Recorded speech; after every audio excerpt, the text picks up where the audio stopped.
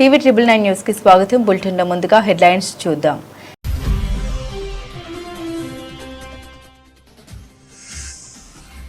H1B EAD green కార్డుదారులే లక్ష్యంగా America కొత్త rules, భారతీయులపై తీవ్ర ప్రభావం.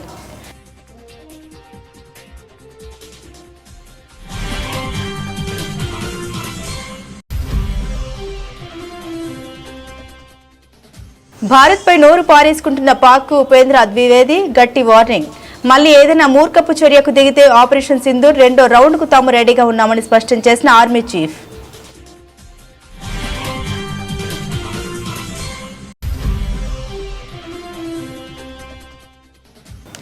బీహార్లో ఫలితాలు ఎన్డీఏకు అనుకూలంగా ఉంటాయన్న అమిత్ షా. గత 20 ఏళ్లలో బీహార్లో పురోగతికి పునాది వేశామన్న కేంద్ర మంత్రి.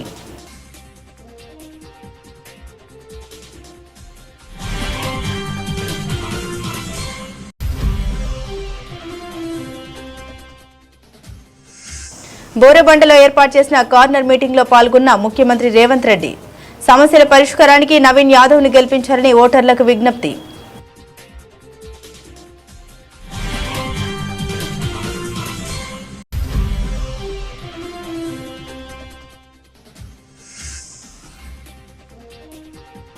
మణుగూరులో ఉద్రిక్తత, బీఆర్ఎస్ కార్యాలయంపై కాంగ్రెస్ కార్యకర్తల దాడి.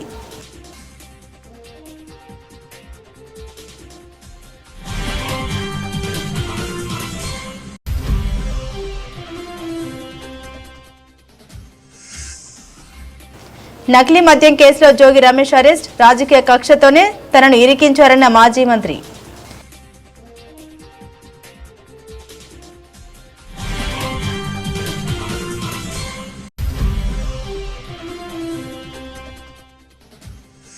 జూబ్లీహిల్స్ రహమత్ నగర్ లో కేటీఆర్ రోడ్ షో. అడ్డగోలు హామీలిచ్చి ప్రజల్ని పచ్చి మోసం చేశారని సీఎం రేవంత్ రెడ్డిపై మండిపడ్డ మాజీ మంత్రి.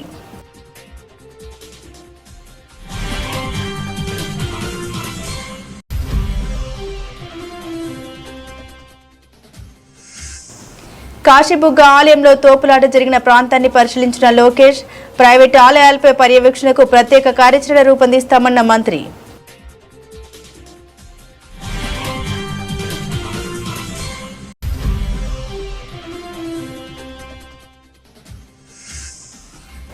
ఫోన్ ట్యాపింగ్ విషయంలో సంచలన ఆరోపణ చేసిన కల్వకుంట్ల కవిత.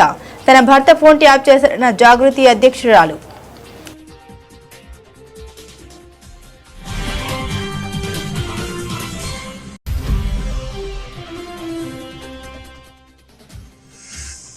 కాశీబుగ్గ దుర్ఘటనకు ప్రభుత్వం బాధ్యత వహించాలి డిమాండ్ చేసిన మాజీ మంత్రి ధర్మాన ప్రసాదరావు.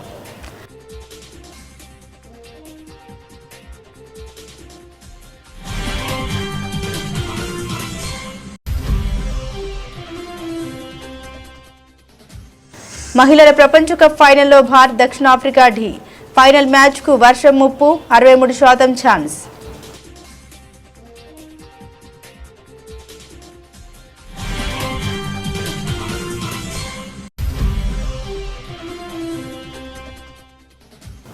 కృష్ణానగర్ కష్టాలు తెలియవు కానీ ఫిలిం నగర్ బాధలు తెలుసు. జటాధర ప్రీ రిలీజ్ ఈవెంట్ లో నటుడు సుధీర్ బాబు.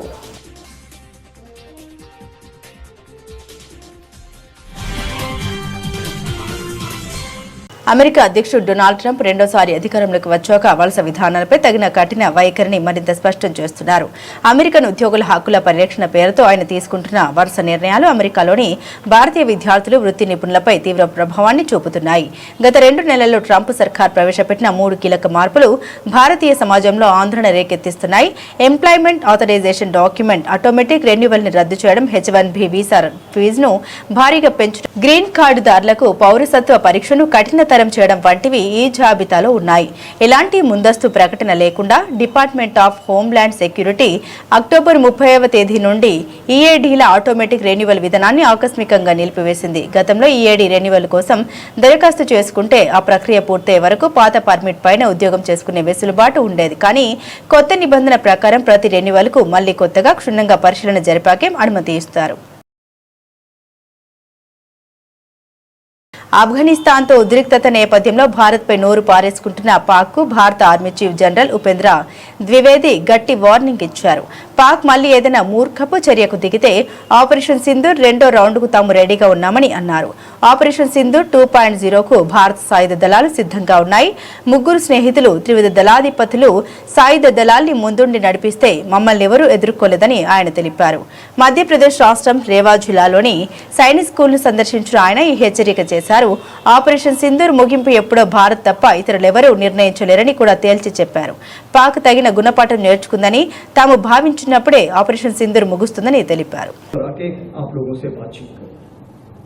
अभी रही बात कि आगे भविष्य में क्या होने वाला है, भविष्य के चैलेंजेस क्या आने वाले हैं, जिसको हम भूखा बोलते हैं.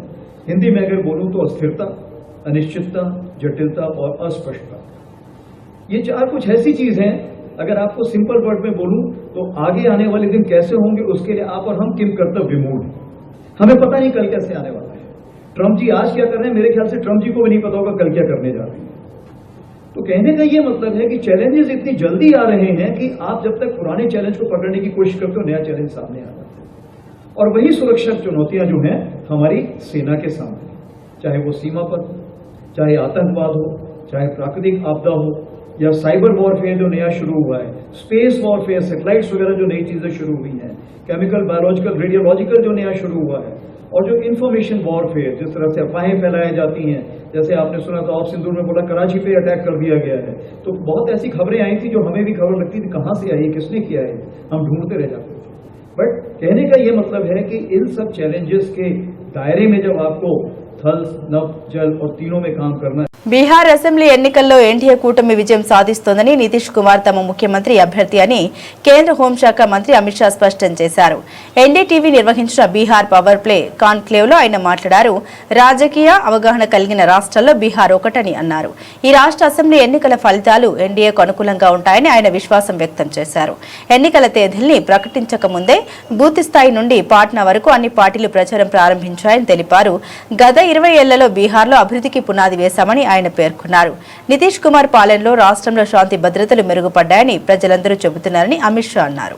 के नेता ने एक बयान दिया है कि हम बिहार को नंबर 1 बना देंगे. भाई तेजस्वी जी, आप बिहार को किस चीज में नंबर 1 बनाना चाहते हो? नीतीश जी ने बड़े प्रयास से 20 साल में कानून और व्यवस्था ठीक की है. क्या आप बिहार को फिर से अपराध में नंबर 1 बनाना चाहते हो? हत्या में नंबर 1 बनाना चाहते हो? फिरौती और अपहरण में नंबर 1 बनाना चाहते हो? लूट में नंबर 1 बनाना चाहते हो? आपकी ये इच्छा आपके मन में ही रह जाएगी, क्योंकि फिर से एक बार बिहार की जनता एनडीए को चुनने जा रही है. नीतीश कुमार जी और नरेंद्र मोदी की जोड़ी को चुनने जा रही है. घुसपैठियों को मत देने का अधिकार होना चाहिए क्या? मैं जानता हूं आप सभी का जवाब है कि नहीं होना चाहिए. कांग्रेस के नेता राहुल गांधी जी ने बिहार में घुसपैठिया बचाओ यात्रा निकाली थी, क्योंकि ये सभी दल हमारे खिलाफ जो चुनाव लड़ रहे हैं उनके लिए घुसपैठिया एक वोट बैंक है. और मैं मानता हूं कि घुसपैठिया हमारे युवाओं की रोजगारी के बीच में उसको रोजगारी छीनने का काम करते हैं, गरीब का अनाज में हिस्सेदारी लेते हैं. బోరబండలో ఏర్పాటు చేసినటువంటి కార్నర్ మీటింగ్ లో ముఖ్యమంత్రి మాట్లాడారు. ఈ ప్రాంత సమస్యల పరిష్కారానికి నవీన్ యాదవ్ ను గెలిపించాలని కోరారు. బీజేపీ, బీఆర్ఎస్ పార్టీలు కుమ్మక్కు రాజకీయాలు చేస్తున్నాయని విమర్శించారు. జూబ్లీహిల్స్ అసెంబ్లీ స్థానంలో 3 సార్లు బీఆర్ఎస్ పార్టీకి అవకాశం ఇచ్చారని, ఇప్పుడు కాంగ్రెస్ పార్టీకి ఒక్క అవకాశం ఇవ్వాలని ముఖ్యమంత్రి విజ్ఞప్తి చేశారు. ఈ ప్రాంత అభివృద్ధి బాధ్యతను తాను తీసుకుంటామని అన్నారు. ఇక్కడికి విజయోత్సవ ర్యాలీకి వస్తామని, పీజీఆర్ బోరబండగా నామకరణం చేస్తామని రేవంత్ రెడ్డి తెలిపారు. పీజీఆర్ విగ్రహాన్ని ఏర్పాటు చేసి సమస్యలు పరిష్కరిస్తామని హామీ ఇచ్చారు. జూబ్లీహిల్స్ ప్రాంతానికి అవసరమైన నిధులు ఇస్తామని తెలిపారు. మా బాబా చెప్తున్నారు, అన్న ఈ ప్రాంతంలో పీజేఆర్ గారికి ఎక్కువ మంది అభిమానులు ఉన్నారు. ఆనాడు పీజేఆర్ గారు వివిధ ప్రాంతాల నుంచి వచ్చిన వాళ్లకు ఈడ ఉండడానికి నిలువ నీడిచ్చిండు. ఈ బోరబండ చౌరస్తకు పీజేఆర్ బోరబండ చౌరస్తా పేరు పెట్టమని. తప్పకుండా విజయోత్సవ ర్యాలీకి మళ్ళా ఇక్కడికి వస్తాం. ఈ చౌరస్తకు పీజేఆర్ బోరబండ చౌరస్తా అని పేరు పెట్టుడే కాదు, పీజేఆర్ విగ్రహాన్ని పెట్టించి మీ అభిమాన నాయకుడి విగ్రహాన్ని పెట్టించడానికి, ఈ ప్రాంత సమస్యల్ని పరిష్కరించడానికి నేను మళ్ళా మీ దగ్గరికి వస్తా. ఇవాళ వాళ్ళు ఎవ్వరు ఏం చేసినా, ఎన్ని ఓట్లు వేసినా మళ్ళీ దొంగకు దొరకకుండా పోతారు, తుపాకీ గుండుకు కూడా అందరూ. ఇవాళ కేవలం ఓట్లున్నాయని. భద్రాద్రి కొత్తగూడెం జిల్లా మణుగూరులో రాజకీయ వాతావరణం ఒక్కసారిగా వేడెక్కింది. స్థానిక భారత రాష్ట్ర సమితి పార్టీ కార్యాలయంపై కాంగ్రెస్ పార్టీ కార్యకర్తలు దాడికి పాల్పడడంతో అక్కడ తీవ్ర ఉద్రిక్తత చోటు చేసుకుంది. మణుగూరులోని బీఆర్ఎస్ కార్యాలయంలోకి ప్రవేశించిన కాంగ్రెస్ కార్యకర్తలు అక్కడి ఫర్నిచర్ను ధ్వంసం చేయడంతో పాటు నిప్పు పెట్టారు. అంతేకాకుండా కార్యాలయం ఆవరణంలో ఏర్పాటు చేసిన ఫ్లెక్సీలను, బ్యానర్లను చించివేశారు. ఈ ఘటనతో ఆ ప్రాంతంలో ఒక్కసారిగా ఉద్రిక్త వాతావరణం నెలకొంది. ప్రభుత్వానికి చెందిన స్థలంలో బీఆర్ఎస్ పార్టీ కార్యాలయాన్ని అక్రమంగా నిర్మించారని కాంగ్రెస్ నేతలు కొంతకాలంగా ఆరోపిస్తున్నారు. ఈ ఆరోపణ నేపథ్యంలోనే ఈ దాడి జరిగినట్లు తెలుస్తోంది. ఈ ఘటనతో ఇరు పార్టీల శ్రేణుల మధ్య ఘర్షణ వాతావరణం నెలకొంది. సమాచారం అందుకున్న పోలీసులు ఘటనా స్థలానికి చేరుకుని ఈ పరిస్థితిని అదుపులోకి తెచ్చే ప్రయత్నం చేస్తున్నారు.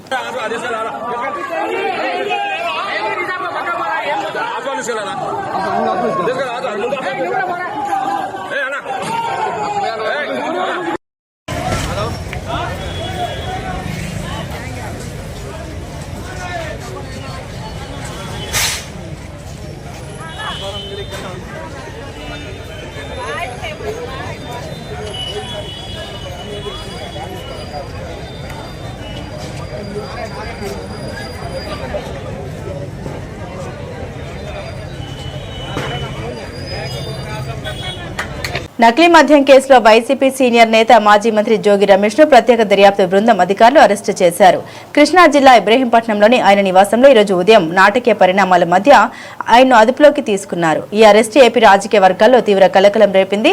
ఇక వివరాల్లోకి వెళ్తే ఈరోజు ఉదయం భారీ పోలీసు బలగాలతో సిట్ అధికారులు జోగి రమేష్ ఇంటికి చేరుకున్నారు. తొలుత ఆయన అనుచరుడైన రామును విచారణ నిమిత్తం అదుపులోకి తీసుకున్నారు. అనంతరం హైడ్రామా నడుమ జోగి రమేష్ ను అరెస్టు చేశారు. ఈ విషయం తెలుసుకున్న వైసీపీ కార్యకర్తలు, అభిమానులు పెద్ద సంఖ్యలో ఆయన ఇంటి వద్దకు చేరుకున్నారు. వారికి అభివాదం చేస్తూనే జోగి రమేష్ పోలీసు వాహనంలోకి ఎక్కారు.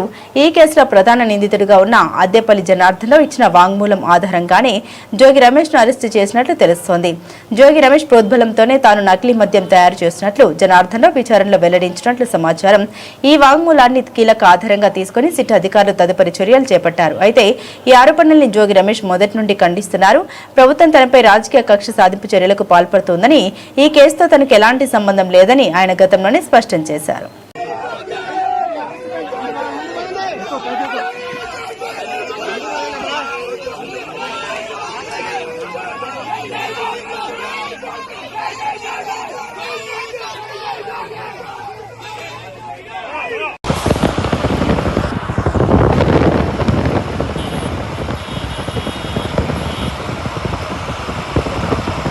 జూబ్లీహిల్స్ రెహమత్ నగర్ లో కేటీఆర్ రోడ్ షో నిర్వహించారు. ఈ సందర్భంగా ఆయన మాట్లాడారు. జూబ్లీహిల్స్ ప్రజలంటే మాగంటి గోపీనాథ్ ఎంతో అభిమానం ఉండేదని అన్నారు. జూబ్లీహిల్స్ ప్రజలకు బీఆర్ఎస్ అండగా ఉంటుందని తెలిపారు.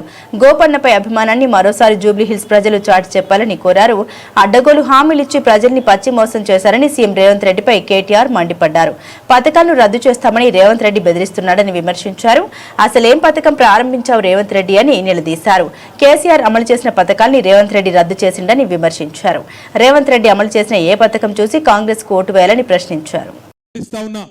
నేను మీకు మాటిస్తున్నా, అయ్యో మా గోపన్న లేడు కదా, మాకేమన్నా అయితే గూండగాల్లో రౌడీగాల్లో వాడో వీడో లట్టుగాడో పొట్టుగాడో సతాయిస్తే ఎట్లా అని మీరు అనుకుంటుండొచ్చు. ఎక్కువ దూరం లేను, నేను కూడా పక్కనే బంజారా హిల్స్ లో తెలంగాణ భవన్ మన జనతా గ్యారేజ్ ఉన్నది. ఒక్క ఫోన్ కొడితే 40 మంది ఎమ్మెల్యేలను ఎమ్మెల్సీలను తీసుకొని మీ రేమత్ నగర్కి వచ్చే బాధ్యత నాది. ఆడబిడ్డ కదా ఏం చేస్తుంది అనుకుంటుర్రేమో. ఆడబిడ్డ అంటే ఆదిశక్తి రూపం. తప్పకుండా సునీతమ్మ కూడా అర్ధరాత్రైనా ఒక అమ్మలాగా ఒక అక్కలాగా మీకు అండగా నిలబడుతుంది. మేమందరం కేసీఆర్ గారితో సహా మొత్తం పార్టీ మీకు అండగా నిలబడుతుంది. భయపడవలసిన అవసరం లేదు. ఏ స్థలం అయితే గోపీనాథ్ గారు కాపాడినరో ఎస్పీఆర్ హిల్స్ లో, ఆ స్థలంలోనే నేను మీకు మాటిస్తా ఉన్నా, బ్రహ్మాండమైన స్టేడియం కడదాం, దానికి మాగంటి గోపీనాథ్ గారి పేరు పెడదాం. ఎన్ని కోట్లు ఖర్చు అయినా బ్రహ్మాండమైన స్టేడియం కడదాం. శ్రీకాకుళం జిల్లాలో తీవ్ర విషాదం చోటు చేసుకోవడం తెలిసిందే. కాశీబుగ్గలోని వెంకటేశ్వర స్వామి ఆలయంలో ఏకాదశి సందర్భంగా జరిగిన తొక్కిసలాటలో 9 మంది భక్తులు దుర్మరణం చెందగా మరో 16 మంది గాయపడ్డారు. ఊహించని రీతిలో భక్తులు భారీ సంఖ్యలో తరలి రావడంతో ఈ దురదృష్టకర ఘటన జరిగిందని రాష్ట్ర విద్యా ఐటీ శాఖల మంత్రి నారా లోకేష్ తెలిపారు. ఘటన జరిగిన వెంటనే ఆయన కేంద్ర మంత్రి రామ్మోహన్ నాయుడు, హోంమంత్రి వంగలపూడి అనితతో కలిసి హుటాహుటిన ఘటనా స్థలానికి చేరుకున్నారు.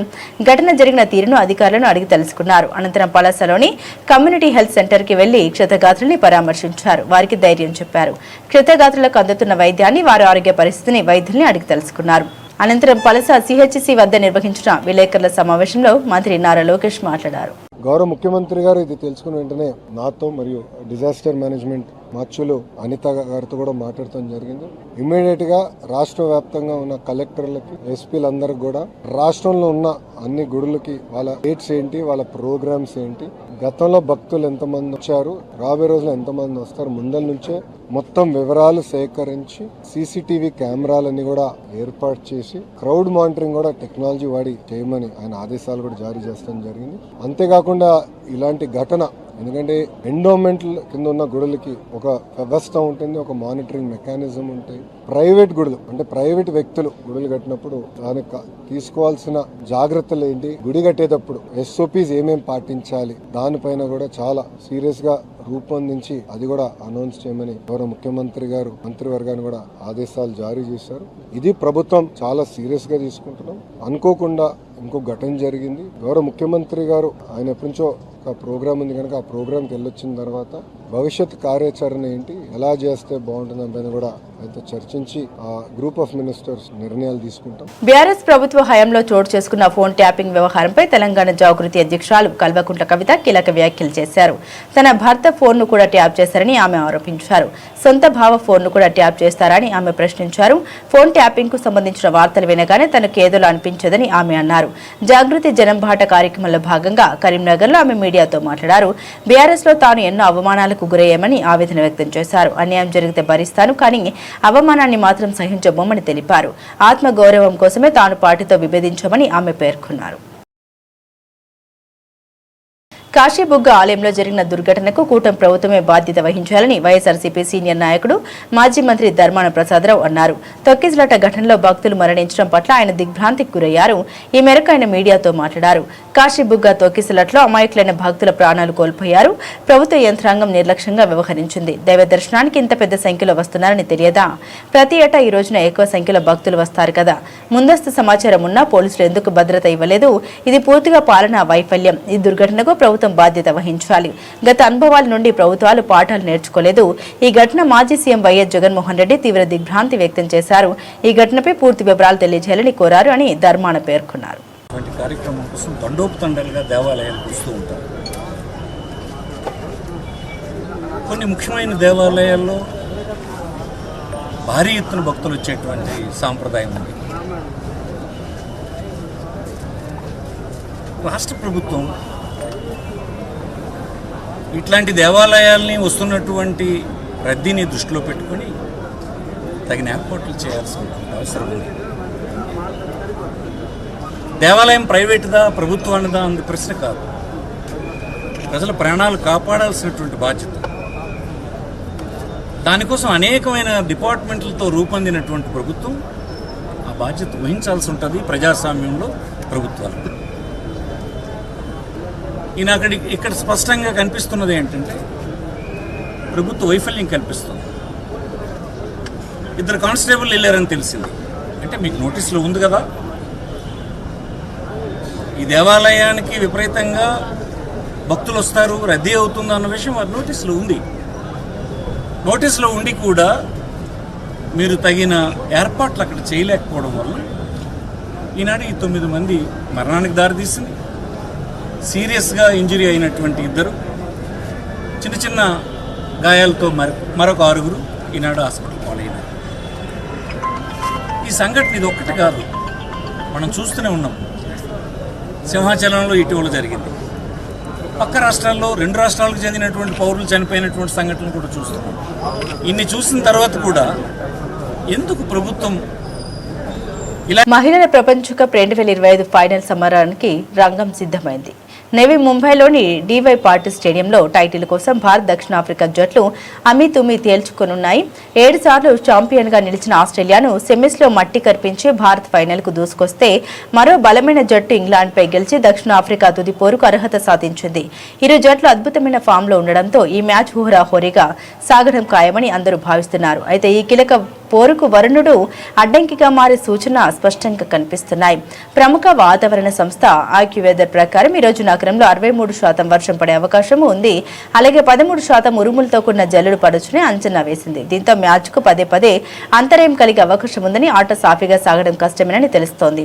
ఒకవేళ వర్షం కారణంగా మ్యాచ్ రద్దయితే పరిస్థితి ఏంటి, విజేతను ఎలా నిర్ణయిస్తారు అనే ఆసక్తి అందరిలోనూ నెలకొంది. ఇలాంటి పరిస్థితుల కోసం నిర్వాహకులు పక్కా ప్రణాళికతో సిద్ధంగా ఉన్నారు. ముందుగా నిర్దేశిత రోజున ఆదివారమే మ్యాచ్ ను పూర్తి చేయడానికి అధికారులు అన్ని ప్రయత్నిస్తారు. అవసరమైతే ఓవర్లను కుదించి అయినా ఫలితం తేల్చేందుకు చూస్తారు. నిబంధన ప్రకారం ఫలితం తేలాలంటే ఇరు జట్లు కనీసం 20 ఓవర్ల చొప్పున ఆడాల్సి ఉంటుంది. ఒకవేళ ఆదివారం ఆట పూర్తిగా సాధ్యం కాకపోతే నవంబర్ 3న రిజర్వ్ డేను ఏర్పాటు చేశారు. అత్యంత అరుదైన సందర్భంలో రిజర్వ్ డే రోజు కూడా వర్షం పడి కనీసం 20 ఓవర్ల ఆట సాధ్యం కాకపోతే అప్పుడు ఇరు జట్లను సంయుక్త విజేతలుగా ప్రకటిస్తారు.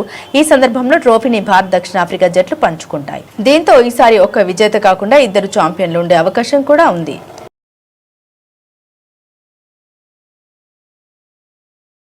తన సినీ ప్రయాణంలో అవకాశాల కోసం భావ స్టార్ హీరో మహేష్ బాబును ఏనాడు సిఫార్సు చేయమని అడగలేదని నటుడు సుధీర్ బాబు స్పష్టం చేశారు. అందరిలాగే తాను ఆఫీసుల చుట్టూ తిరిగి ఆడిషన్స్ ఇచ్చి అవకాశాలు దక్కించుకున్నామని తెలిపారు.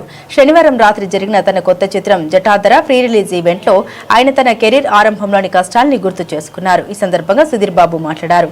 సూపర్ స్టార్ కృష్ణ గారి అల్లుడిగా మహేష్ బాబు బావగా ఉండడం నాకు గర్వకారణం. అదొక పెద్ద బాధ్యత. అయితే సినిమాల్లోకి రావడానికి చాలా ప్రయత్నాలు చేశాను. ఎన్నో ఆఫీసుల చుట్టూ తిరిగాను. ఏ ఆఫీస్కి వెళ్ళినా మొదట బాగా మాట్లాడి కాఫీ ఇచ్చి ఆ తర్వాత అవకాశం లేదని చెప్పేవారు. నాకు కృష్ణానగర్లోని కష్టాలు తెలియకపోవచ్చు కానీ ఫిలిం నగర్లోని బాధలు తెలుసు. బస్సులో తిరిగి అవకాశాలు వెతుక్కోవడం తెలియకపోవచ్చు కానీ కారులో కూర్చుని బాధపడడం తెలుసు. ఇది సానుభూతి కోసం చెప్పడం లేదు. అలా చెప్పాలనుకుంటే నా మొదటి సినిమా సమయంలోనే చెప్పేవాడిని తెలిపారు. సో ప్రత్యేకంగా ఏది నేను అడ్వాంటేజ్ తీసుకోలేదు. So that's what it is. అంటే ఇప్పుడు ఫిలిం నగర్లో కష్టాలు నాకు తెలియకపోవచ్చు, కృష్ణానగర్లో కష్టాలు నాకు తెలియకపోవచ్చు కానీ ఫిలిం నగర్లో ఉండే బాధలు నాకు తెలుసు. ఒక పూట తిండి లేకపోవడం ఎలా ఉంటుందో నాకు తెలియకపోవచ్చు కానీ కళ్ళెదురుగా తిండి ఉండి నిరాశతో తినలేకపోవడం, ముద్ద దిగకపోవడం అది ఎలా ఉంటుందో నాకు తెలుసు. బస్సులో ట్రావెల్ చేసి నేను అవకాశాల కోసం తిరిగి ఉండకపోవచ్చు కానీ కారులో కూర్చొని ఎడడం ఏంటో నాకు తెలుసు. చాలా పెద్ద తప్పు చేసినట్టుగా ఫీల్ అవుతాను. కాకపోతే నేను ముందుండి ఒక స్పోర్ట్స్ పర్సన్ని ప్రయత్నించడమే నేర్పించారు. ఆగిపోవడం అనేది మా అమ్మగారు నాకు ఎప్పుడు నేర్పించలేదు, చెప్పలేదు కూడా. సో అట్లాగా కృష్ణగారు అల్లుడు మహేష్ బాబు బావ లాగా నేను యాక్టింగ్ లో ప్రయత్నాలు మొదలెట్టాను. మీకు తెలిసిన కొన్ని ప్రొడక్షన్స్ పేర్లు చెప్పండి. నేను ఖచ్చితంగా చెప్పగలను. వాళ్ళ ఆఫీస్ గేటు డెఫినెట్ గా టచ్ చేసి ఉంటాను. పీపుల్స్ మీడియా వాళ్ళే ఫస్ట్ నాకు వెళ్ళి కలవడం కూడా, అంటే లేటెస్ట్ స్టేజ్ లో. సో ఇందులో ఉంది ప్రతి ఒక్కరు చేశారు కదా, ప్రతి ఒక్క ఆఫీస్కి వెళ్తారు కదా అని చెప్పి మీరు అనుకుంటూ ఉండొచ్చు. డెఫినెట్ గా నేను కూడా అదే చేశాను. ఆడిషన్స్ ఇచ్చాను. కొన్ని వీడియోస్, కొన్ని ఫైట్ యాక్షన్ స్టంట్ వీడియోస్ ఇవన్నీ పట్టుకొని ప్రతి ఆఫీస్కి తిరిగాను. అలా వెళ్ళిన ప్రతి ఆఫీస్కి నాకు కుర్చీ వేసి మాట్లాడి ఒక కాఫీ ఇచ్చి దాంతో నో చెప్పేవాళ్ళు. అంటే పాపం కొందరికి ఆ మాత్రం కూడా రాదు. అంటే గేట్ దగ్గర నో చెప్తారేమో. నేను చెప్పాల్సింది ఏమనుకుంటున్నానంటే,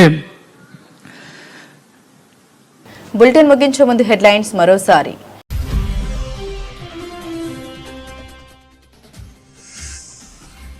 H1B EAD గ్రీన్ కార్డుదారులే లక్ష్యంగా అమెరికా కొత్త రూల్స్, భారతీయులపై తీవ్ర ప్రభావం.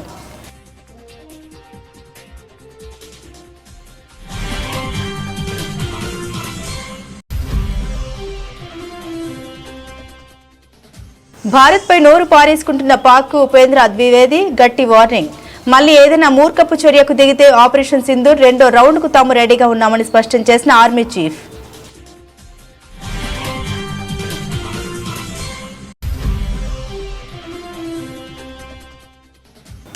బీహార్లో ఫలితాలు ఎన్డీఏకు అనుకూలంగా ఉంటాయన్న అమిత్ షా. గత 20 ఏళ్లలో బీహార్లో పురోగతికి పునాది వేశామన్న కేంద్ర మంత్రి.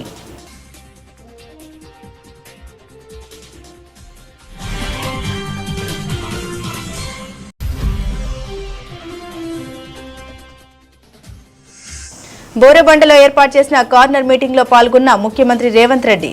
సమస్యల పరిష్కారానికి నవీన్ యాదవ్ ని గెలిపించాలని ఓటర్లకు విజ్ఞప్తి.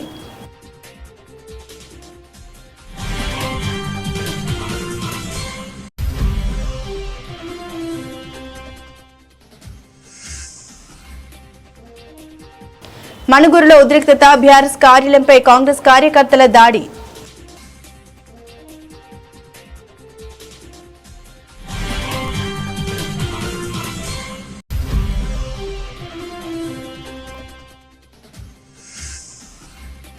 నకిలీ మద్యం కేసులో జోగి రమేష్ అరెస్ట్. రాజకీయ కక్షతోనే తనను ఇరికించారన్న మాజీ మంత్రి.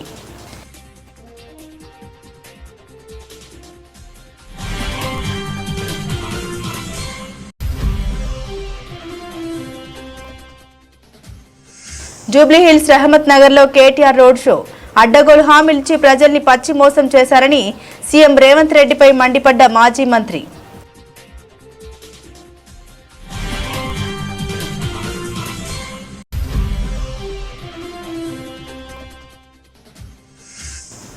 కాశీబుగ్గ ఆలయంలో తోపులాట జరిగిన ప్రాంతాన్ని పరిశీలించిన లోకేష్, ప్రైవేటు ఆలయాలపై పర్యవేక్షణకు ప్రత్యేక కార్యాచరణ రూపొందిస్తామన్న మంత్రి.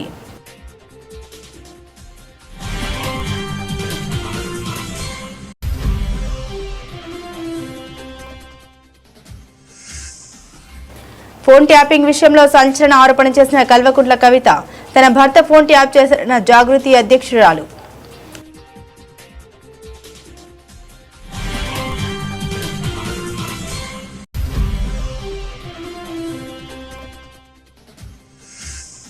కాశీబుగ్గ దుర్ఘటనకు ప్రభుత్వం బాధ్యత వహించాలి డిమాండ్ చేసిన మాజీ మంత్రి ధర్మాన ప్రసాదరావు.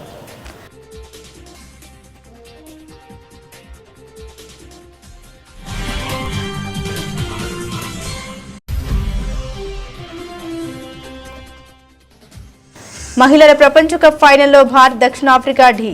ఫైనల్ మ్యాచ్ కు వర్షం ముప్పు, 63% ఛాన్స్.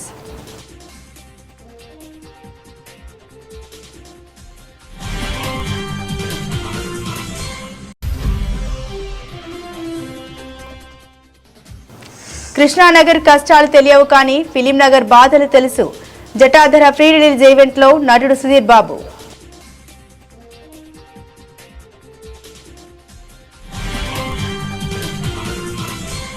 ఇవి బులెటిన్ లోని విశేషాలు. తిరిగి మరో బులెటిన్ తో మళ్ళీ కలుసుకుందాం. అంతవరకు సెలవు, నమస్కారం.